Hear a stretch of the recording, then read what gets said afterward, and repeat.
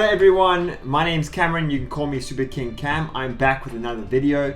I decided to make this video because I saw a lot of people talking about, the 4 unbanned cards and getting a bit nervous. 3 of them being black cards, which are like fundamentally very strong cards. In this video, I just want to explain what they mean and kind of put together like what's happening so you guys can like ease your nerves. I know there's obviously like seeing Ice Age back and stuff's going to be quite hectic, but let me explain to you what they mean and what the processes are. Hope you enjoy the video.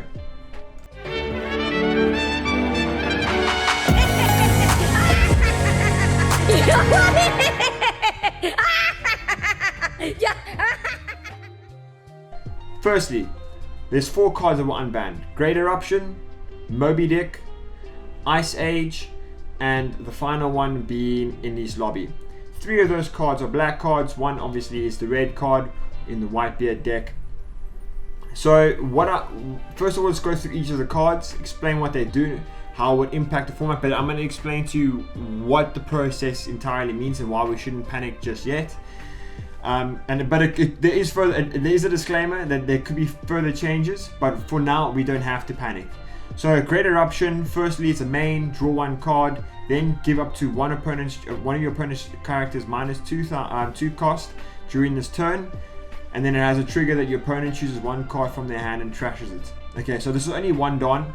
The nice thing about this card is it replaces itself, and then obviously you give it something minus 2 cost. I think in the meta right now, not that broken. I think with Sakazuki back in the day, this thing was juice, but right now, like based on everything we have with like the power creep that we have, this card is just a fairly standard card now. I don't see why it would like affect the meta too much. However, it is block 1. Then the next card we have would be Moby Dick. So this card, I mean, first of all, okay, it's $12 for that card, but this card, if it was to be playable now, or be pandemonium. This card is crazy. Your turn, if you have 1 or less life cards, your Edward Newgate and all your characters with the type, including Whitebeard pirates, gain 2,000 power. So, like, if you do I am Whitebeard into the 9 cost Whitebeard and have this card up, that's wild. So it's like a 6k plus 2k plus 2k plus 2k. So you become a 12k leader. That is monstrous. You basically guarantee surviving a turn, and then obviously on the clapback can go for lethal. This card is crazy, and obviously it's across the board as well. And it has a trigger that says play this card in a red deck, which is just wild to me.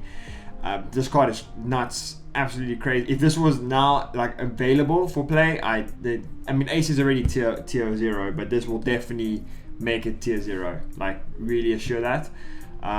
But I'm glad this card's been banned for a while. I think when they printed it, they weren't really thinking. And I do remember that they did like a blue version, and this thing just really sucked. It said, your turn once per turn, when your character with a type Whitebeard is removed from the field, draw 1 card, then place 1 card from your bottom top of your deck.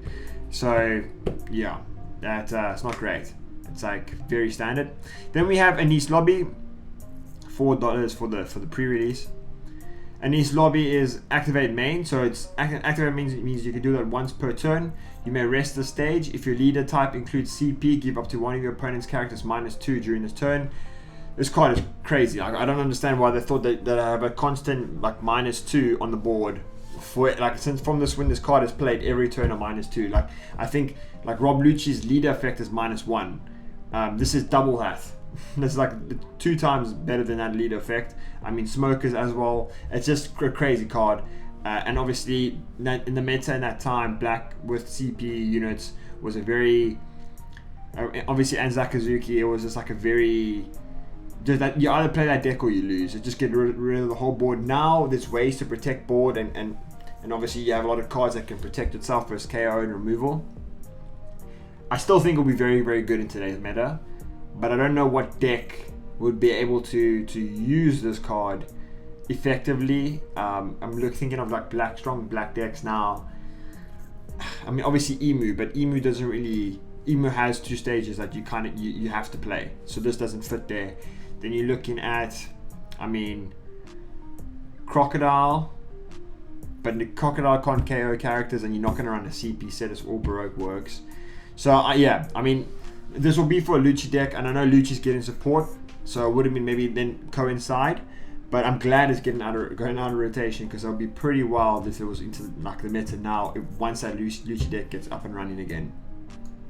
Then finally we have this card was the bane of my existence during OP7. I hated this card. This Ice Age is nuts. $15 for this card. Is just, so for the main, give one of your opponent characters -5 cost during this turn, and then it has a trigger is knock up to one of your opponent's characters with the cost of 3 or less. Yeah, so for one Don you could minus something on the board for 5. Effectively with your leader effect it's 6, and then if you have a Brook on the field you can KO like a 7 cost. And then obviously you could also play Finger Pistol, so for Finger Pistol plus this card you can carry any card on the board for 5 Don. It's like, what we're doing here, guys.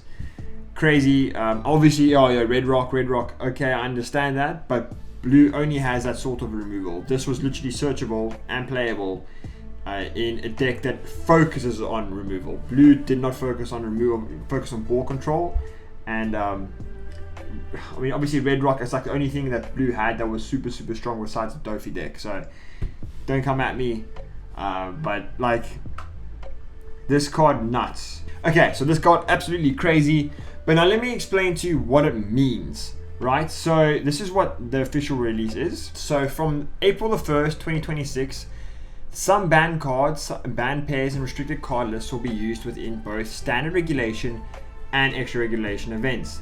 This means a card banned based on the situation in standard regulation events will also be banned within extra regulation events. Since extra regulation events can use block 1 cards, we'd like to introduce block icon 1 cards which will no longer be banned from April the 1st 2026. So those 4 cards are Great Eruption, Moby Dick, Elise Lobby, and Ice Age. So before we panic, what this is saying is, once the cards are rotated out in our normal format, our regulated format, we can't use them. However, in the extra regulation format, they are now unbanned and therefore you can use them. If they were banned in the standard regulation, then they would be banned in the extra regulation events. However, because they're rotating out, it is now no longer playable in the standard regulation and is playable in the extra regulation events. So this is like, we understand is, these cards are going out of rotation, so they will become playable again in the extra regulation formats. I think with the power creep, most of them are pretty fine, and yeah, I think just regularly, like, they're going to regularly review the bans and restrictions of cards that are moved from the standard regulation that are used then in the extra regulation format. So I think most cards that are banned, like your 8-cost geckos and your Jinbeis and stuff, and your Rygos, they'll be then unbanned when they move into an extra regulation format. So I think Banner is probably planning on having just a format where everything is legal, and then it's just a free-for-all.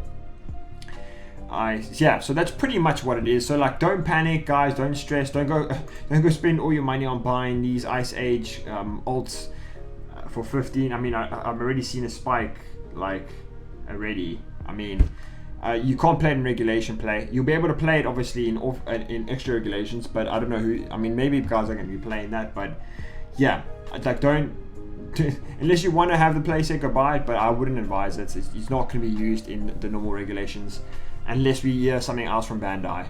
So yeah, hopefully you enjoyed the video. I hope you found it informative. Let me know in your comments below what cards you think should be banned and what cards shouldn't be banned, and I'm sure there's going to be some interesting takes. Thank you for tuning in, and have a good one. Bye.